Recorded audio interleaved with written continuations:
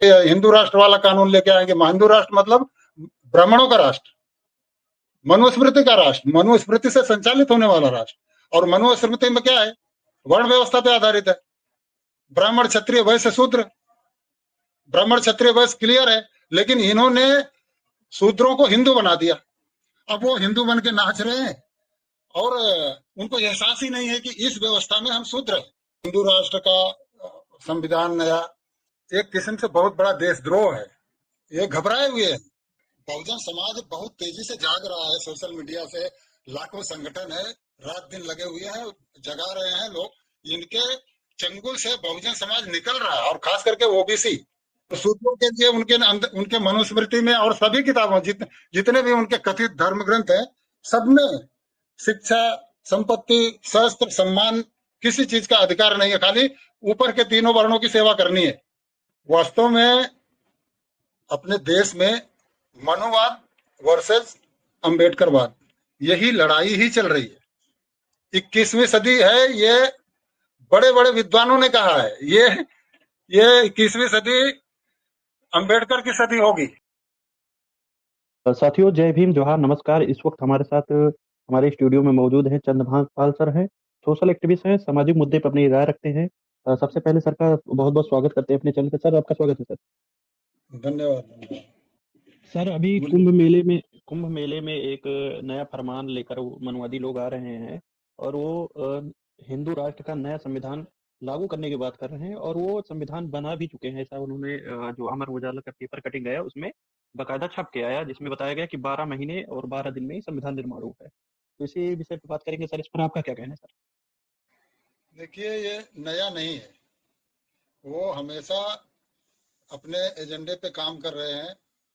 RSS, उसके पहले हिंदू महासभा, इन लोगों ने शुरू से अपना एजेंडा यही रखा है कि हमको, जब अंग्रेज जाने वाले थे तो उसके पहले तो सबको शूद्र ही समझते थे, एससी एसटी ओबीसी को। बाद में हिंदू हिंदू कहने लगे। और हिंदू का जो एक आप लोगों को एक चीज बता दूं कि एक बार ज्योतिबा फुले साहब के जमाने में इन लोगों ने हिंदुओं के लिए आरक्षण मांगा था अंग्रेजों से, और उस पर चर्चा करते हुए ज्योतिबा फुले साहब ने कहा था कि नाम हिंदुओं का और गांव पूरा ब्राह्मणों का हो जाएगा। तो मतलब हिंदुओं के नाम पे लेंगे और पूरा ब्राह्मणों का आरक्षण हो जाएगा। तो ये हिंदू के नाम पे ब्राह्मणवाद, ब्राह्मणों का जो एजेंडा है मनुस्मृति, वो लागू करने का इनका मिशन ही है। और हमारे एससी एसटी ओबीसी के बहुत सारे लोग इनके हिंदुत्व के ढोंग में फंस जाते हैं और इनकी साजिशों को समझ नहीं पाते।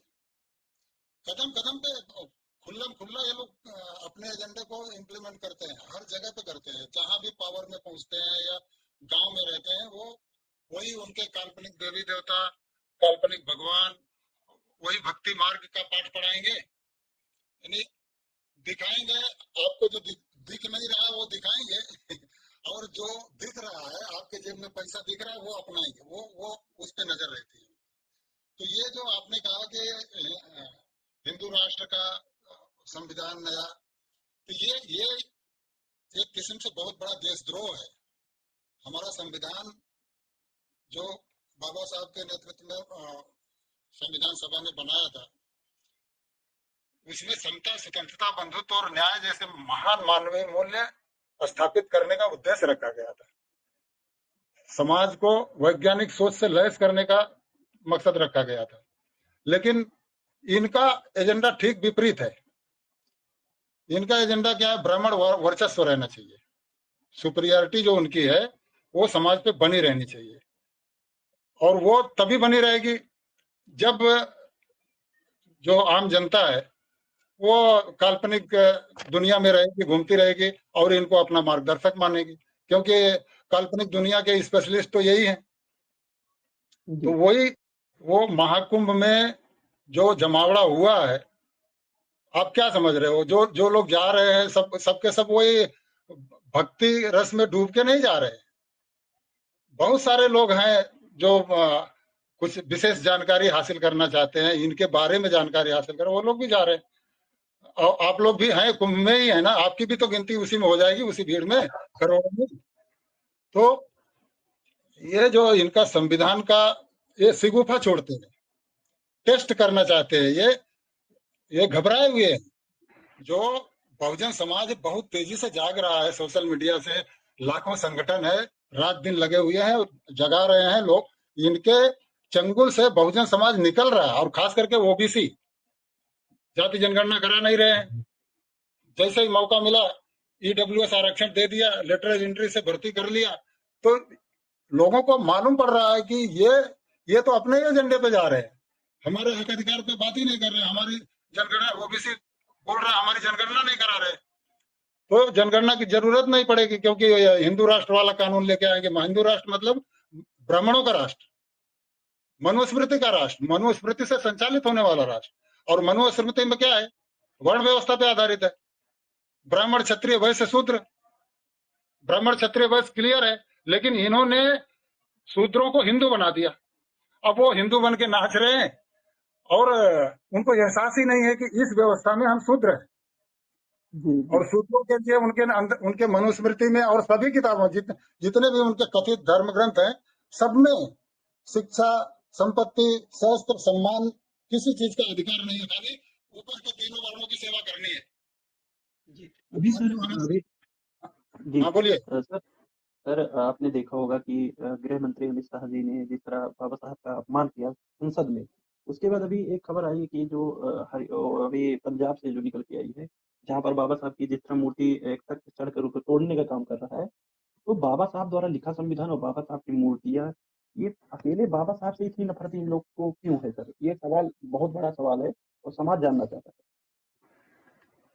वास्तव में अपने देश में मनुवाद वर्सेस अंबेडकरवाद, यही लड़ाई ही चल रही है।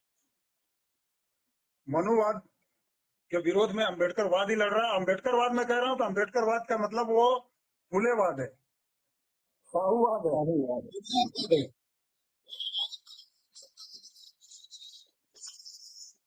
कैसे चली है,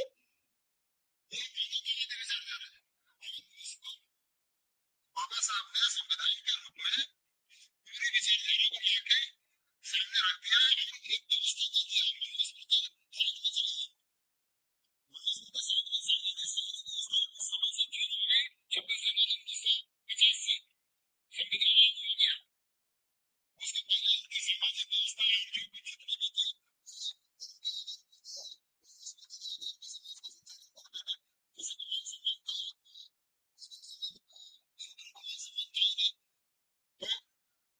बाबा साहब ही लड़ रहे हैं।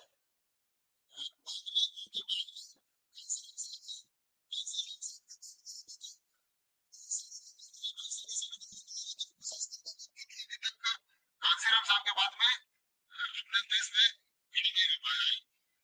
बहुत सारे लोग बड़ी ईमानदारी से पूरा समर्पित होकर लड़ रहे हैं, लेकिन उस तरह का व्यक्तित्व अभी तक नहीं आया। बाबा साहब के बाद में मानवर कांसीराम साहब ने उस मिशन को आगे बढ़ाया, और ये 21वीं सदी है। ये बड़े बड़े विद्वानों ने कहा है, ये 21वीं सदी अंबेडकर की सदी होगी। अच्छा रिसर्च करके, लोगों का बदलता हुआ मिजाज देख के, बड़े बड़े विद्वानों ने, रिसर्चर ने कहा कि ये सदी अंबेडकर की सदी होगी। भारत के जो लोग नहीं जान पा रहे थे, आज वो समझ रहे हैं कि जो कुछ हमें मिला है इस संविधान की बदौलत मिला है। आरक्षण मिला, बराबरी का अधिकार मिला, बोलने का अधिकार मिला, मीटिंग करने का अधिकार मिला, कहीं भी धंधा बिजनेस करने का, पूरे देश में जाने का अधिकार, ये संविधान ने दिया है, बाबा साहब ने दिया है। और ये अब उनको तो पता है कि हमको किसके खिलाफ लड़ना है, लेकिन हमारे लोगों को नहीं पता है कि उनको दोस्त दुश्मन की पहचान है, लेकिन हमारे लोगों को नहीं पहचान है। इसीलिए बाबा साहब ने कहा था कि वो शिक्षा किस काम की, जो दोस्त दुश्मन का पहचान ही नहीं करा सके। वो इस व्यवस्था में जो गुलामी की व्यवस्था है, मनुस्मृति की व्यवस्था, उस गुलामी की व्यवस्था की पालकी ढो रहे हैं जो लोग हिंदू बनकर, उनको उस गुलामी का एहसास ही नहीं है।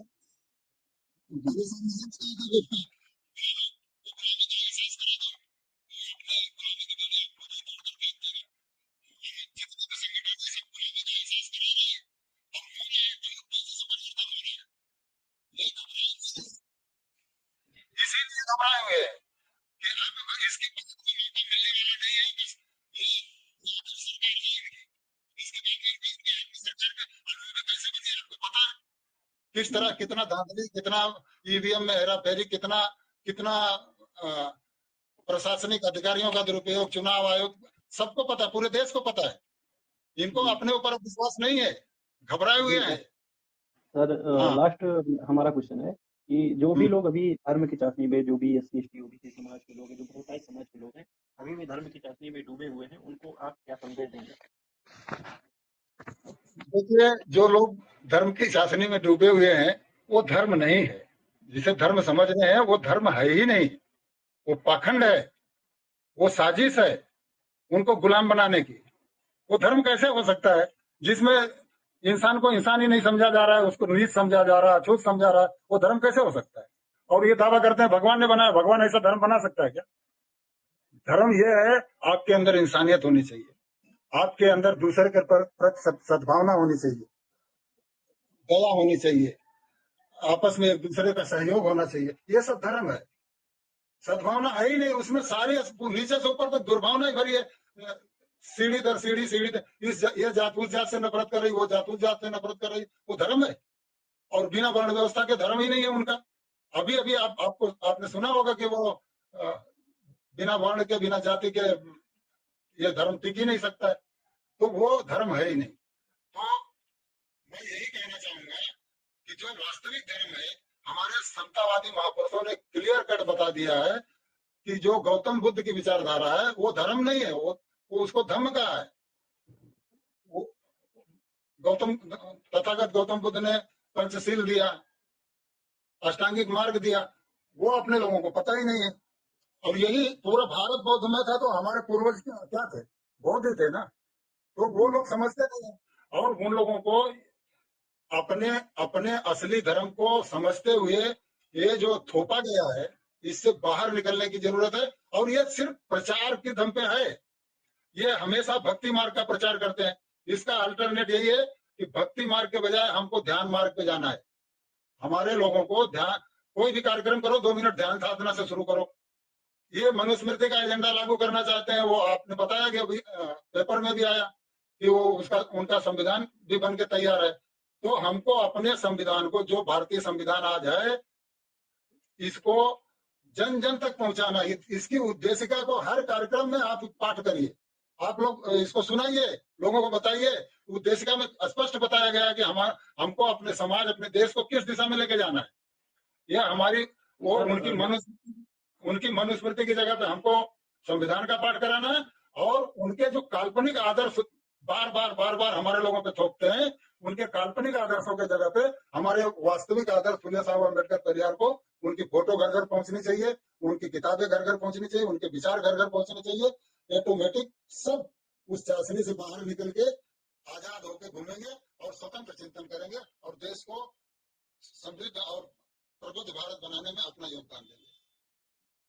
बहुत बहुत धन्यवाद सर। सर अभी साथियों को जो भी लोग अभी देख रहे थे वीडियो, सर ने बहुत बड़ी महत्वपूर्ण जानकारी दी कि इनको अम्बेडकरवाद से क्यों डर लगता है, क्योंकि अम्बेडकरवाद कोई एक जात विशेष के लिए नहीं, अम्बेडकरवाद मतलब साहू और ये जो हमारे बुजुर्ग उनकी विचारधारा है, वो हमें बहुत डर बता रहा है, क्योंकि बहुत ज्यादा पढ़ लिखा है